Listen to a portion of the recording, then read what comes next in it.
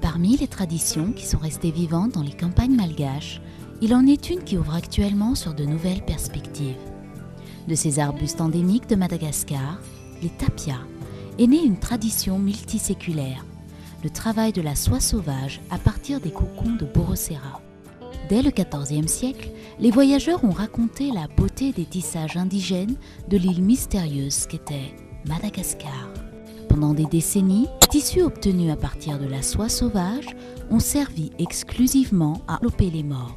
Au début du XIXe siècle, le bombix mori est introduit à Madagascar et les vers à soie sont élevés et nourris des feuilles de mûrier cultivées. Les premiers tissus étaient réservés à la caste des nobles. Le travail de la soie sauvage ou d'élevage existe dans différentes régions de Madagascar. Plusieurs générations se sont succédées pour faire vivre et évoluer cette tradition de la soie malgache. Enina amby roapolo jona enimpolo sivinjato sy arivo ny tafy lamba landy voalohany indrindra dia nitohy dia nanao peinture sur soie dia kirakira le lamba la soie zany a dia nisy fiofanana voalohany teto Madagasikara momba fiompiana landy dia tonga dia nirotsaka dia nanomboka tamin'izay a dia raiky.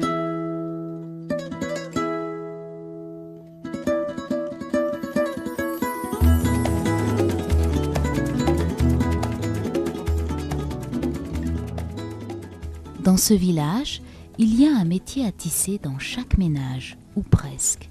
Parfois, dans un même ménage, c'est toute la famille qui travaille la soie. Bon nombre de créateurs de la capitale, Antananarivo, s'approvisionnent en tissus de soie dans des villages comme celui-ci.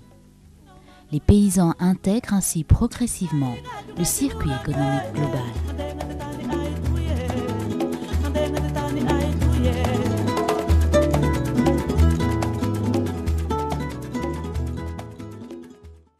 Tout à la base, la plupart sont des ménages à revenus moyens ou même à faible revenu.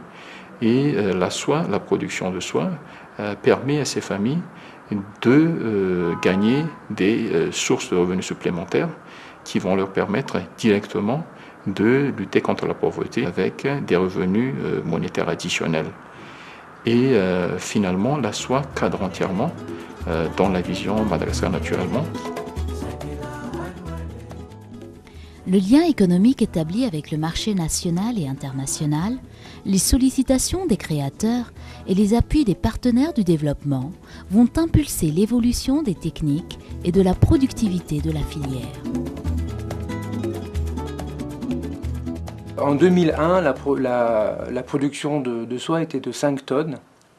Et maintenant, dans les années 2006-2007, nous avons contribué à développer la soie et avoir une production de 12 tonnes.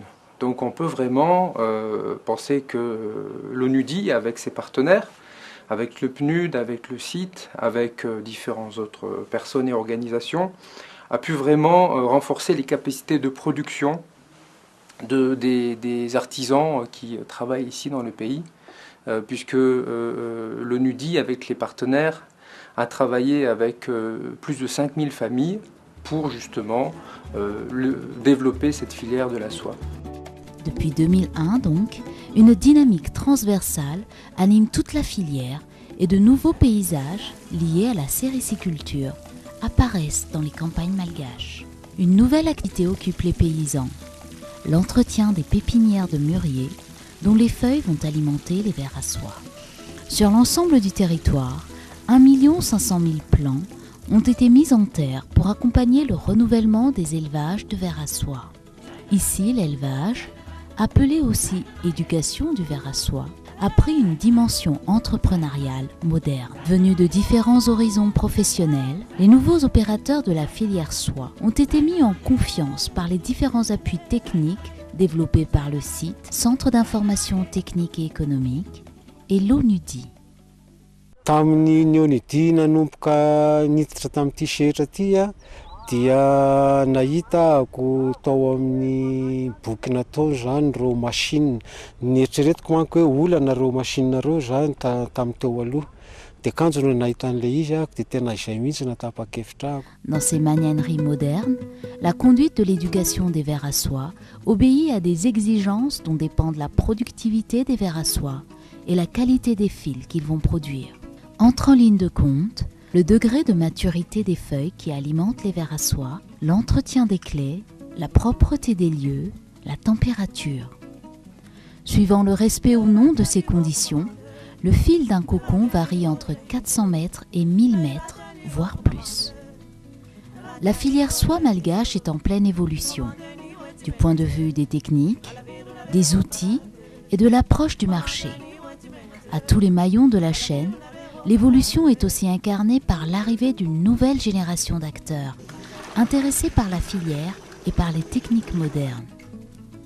700 personnes ont été formées, 150 équipements distribués entre 2001 et 2007. De nouvelles vocations naissent, soutenues par les ouvrages techniques édités par le site, motivées par les équipements optimisés. Tsy nisy nampianatra zany amin'le resaka fiompiana fa na ny resaka fambolena fa le boky nividiko tao amin'ny site zany boky ny Onidi zany io zany no nivakiana tonga dia nanao pratika zany dia misy zany eo ampanaovana le pratika zany misy ny eritreretina zany hoe raha ataoko ohatran'izao ve ty ve tsy ohatran'izao kokoa mahatsara anazy. Nataoko voalohany zany dia niompy fotsiny nanao fiompiana fotsiny dia rehefa natsapa zany fa voafehy le fiompiana sady nety le vokatra dia nisy koa moa le formation an'le Onidi tamin'le filature dia nanaraka an'iny dia tapa-kevitra hoe andohiditra lalindalina kokoa amin'le filature.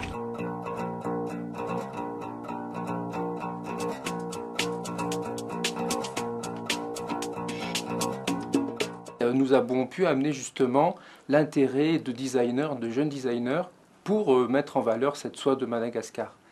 Et chemin faisant, les différents artisans, voyant que les designers développaient de plus en plus de soie, enfin de produits, de vêtements en soie de Madagascar, je pense qu'il y a eu un effet d'entraînement qui justement a permis à de jeunes artisans de se dire tiens, c'est une filière intéressante et de commencer à travailler. C'est la raison pour laquelle maintenant on voit au niveau de Madagascar 3 générations de personnes travaillant sur la filière avec des produits extrêmement intéressants, extrêmement design, montrés à Madagascar, mais également montrés dans l'ensemble des pays en Europe et en Asie.